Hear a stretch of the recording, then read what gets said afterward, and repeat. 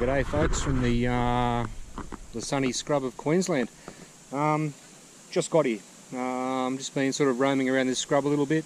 Been here about 3 minutes and got a really soft squeaker down in this hole. Pardon my shadow there. I'm using the Deus hot program.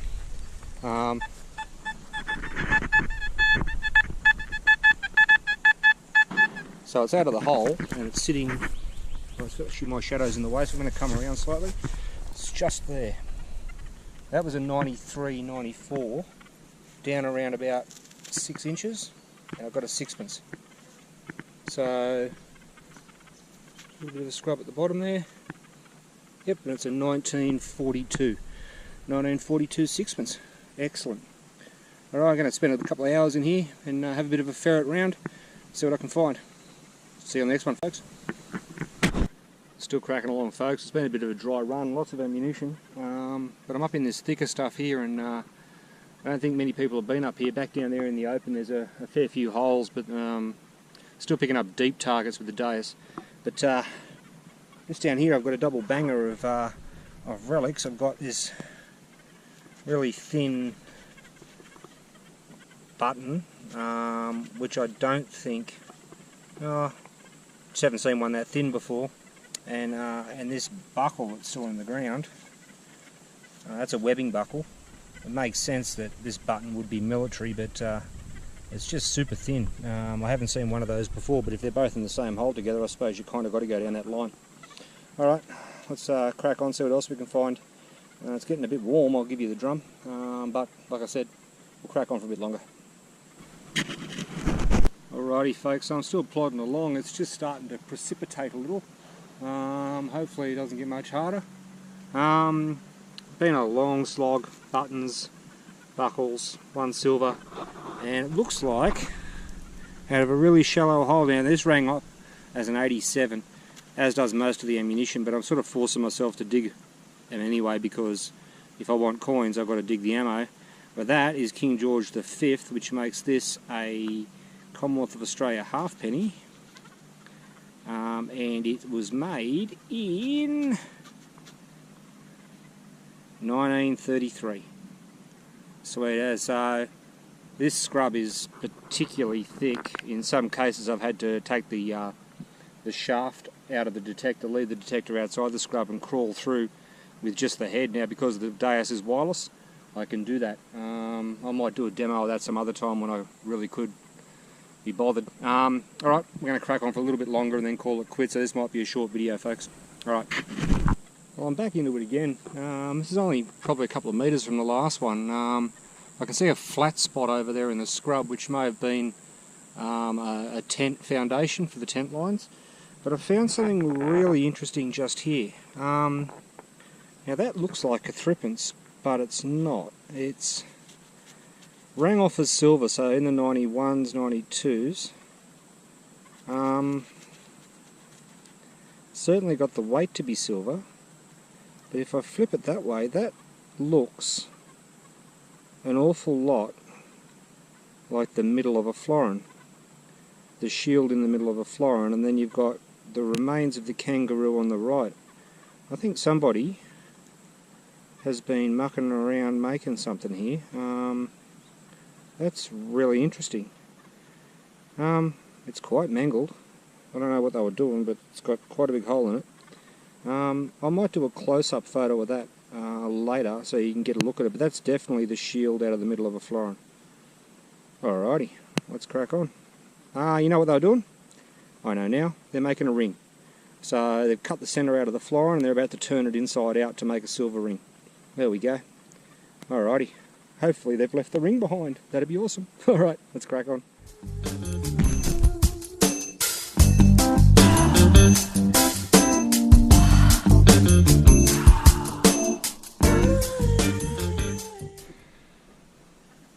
Alrighty folks, still working my way through this scrub. I'm just about to call it quits. I've got a double banger, quite literally. Just over here you can see I've got the end off a web belt. That stops it from fraying. And just there, I've got what appears to be an unfired 25 pound or 18 pound projectile. Just a little bit of history on these things, or first of all how you know what's what. If you have a look just here, that's the driving band, so that's the part that engages the rifling, and you can see that's not cut. There's no cut marks to indicate it's been fired. I'll just put that webbing in this little pouch. Up here is where the fuse would normally go, and you can see I can get this stick a good ways inside there, so I'm assuming it's full of mud. May have been used as a weight for something, maybe holding the tent flaps down or something similar. Now I deal with these for a living, so I'm more than happy to move that, touch that, roll it around, play with it. The part that's going to make it go bang, i.e. the fuse, is not there, and it's not armed because it's not fired. My recommendation to you is don't fuck with them. These things have been laying out in the scrub out here for 80 odd years. They're not going to jump out of the scrub and chase you, but if you come across one, don't fuck with it. Just leave it alone, report it to the authorities, and the army will come out and either blow it up or take it away. With this one, I'm not going to bother calling them. There's no point, it's empty. It can just stay here. I might just pop it over next to a tree, and that way no one else will run into it. Alrighty, let's see what else we can find out. Alrighty, so I think this is going to be pretty much the last target, or second last target. We've got a couple of big trees just here. You can see how thick this scrub is. But just here, I've popped a penny. Well, it's a shot penny. So you see on YouTube and places like that, people finding coins and they say, yeah, that's been shot. Well, let me tell you, a nice round hole is not a shooting hole. That is a hole that's been shot. See how it's splayed right out there, torn apart? Whoever did that was a damn fine shot. It also would transpire that he shot a Commonwealth of Australia penny, and I hope it isn't a good one. Hang on a second. I'll just change hands so I can scrub at this with my finger. No, he shot a 1919, which is not bad. At least it wasn't a 1925 or a 1930. Certainly looks shot, however, I'm looking at it from the front, it looks to be a squarish kind of hole, which would then lead me down the lines of it's been hammered through with a bridging spike or something similar. I can't see... Yeah, hard to say, but I was still leaning down the shot round, just looking at the way that it's been deformed as opposed to being hammered through with a bridging spike. Alright, let's crack on. Alrighty folks, so I've managed to bail just in time. Check that out, absolutely pissing down. That ends the hunt, Tygo. I'll probably do a wrap up tomorrow, but hope you enjoyed it folks, and we'll see you on the next one, eh? Cheers. G'day folks, welcome to the wrap up from the hunt this morning. It was pretty light on, but we've got some nice things. Using that hot program, going over ground I've already done, we're able to find some deep things, and picked up a couple of silver items along the way, and that 25 pounder which has now been put where no one can sort of find it again, I don't think. Alright, let's go over to the coins first and have a bit of a look there. And you can see we've got ourselves this lovely 1933 halfpenny. So we get in nice and close, or as close as I can. 1933 halfpenny, and we've got a 1942, I'm pretty sure it is, sixpence. And then you've got King George the 6th on the back. That was down nice and deep, and found that in the first couple of minutes. We'll go straight over here first, so some other bits and pieces. So here's some militaria. You've got from the right hand side, you've got a belt end, you've got a belt keeper, a buckle for webbing, and then you've got 2 buttons underneath that. And now we'll go to the really cool and interesting stuff. So we'll start down the bottom with this shot penny. I'll bring it over here a little bit. And you can see it does look like a squarish hole, but the problem I have with it being bashed through with a bridging spike is you can see that everything's splayed there. Now if you're going to bash something through with a nail or a spike, you're not going to get that kind of effect because you'd have to put it on something solid. I initially thought, now you can see just through here, if I come down on the angle a little bit, just through there, you can see the path where the bullet took. Now I initially thought it might have been a 303 bullet, but it's, I'll come up a little bit here, you can see it's too sloppy. So a couple of issues I have with it being a 303 bullet.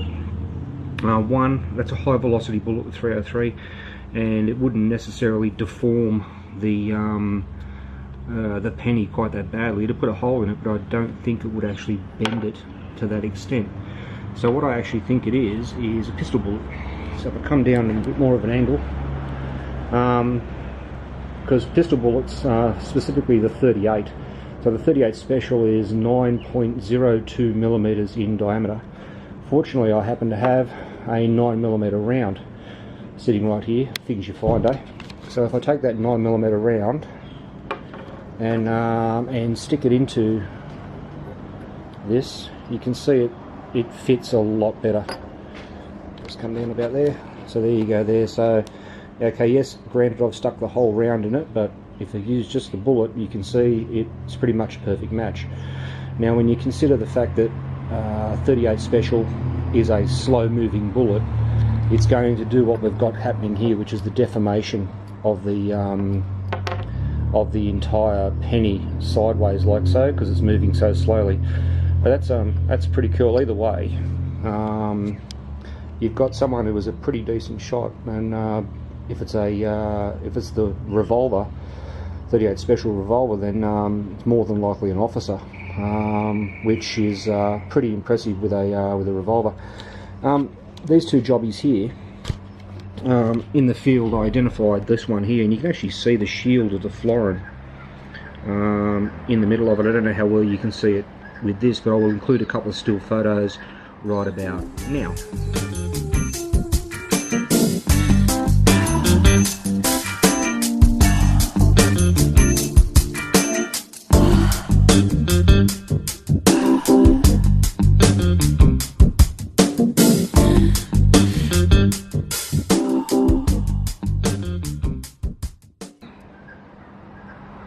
Now if you have a look in the still photos, you saw that the shield is in the middle of that one, so that's a florin.